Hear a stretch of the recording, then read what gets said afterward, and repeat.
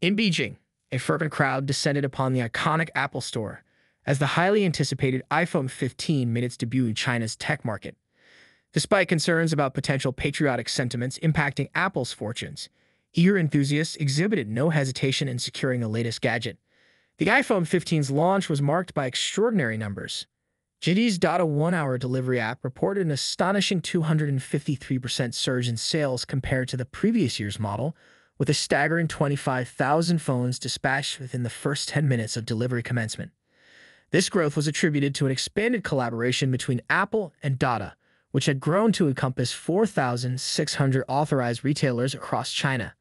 While Huawei had released its Mate 60 Pro, equipped with a rumored 5G-capable chip, prior to Apple's launch, brand loyalty took precedence for many consumers.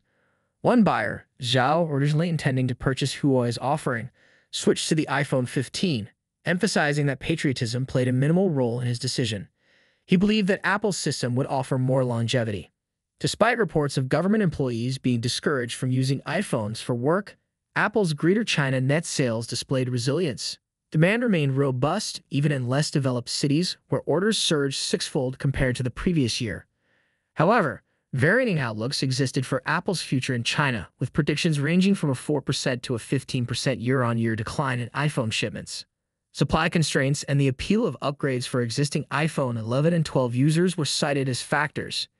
In the midst of this competition, Huawei's Mate 60 series loomed as a formidable challenger to Apple's dominance, setting the stage for an ongoing smartphone showdown in China's tech arena.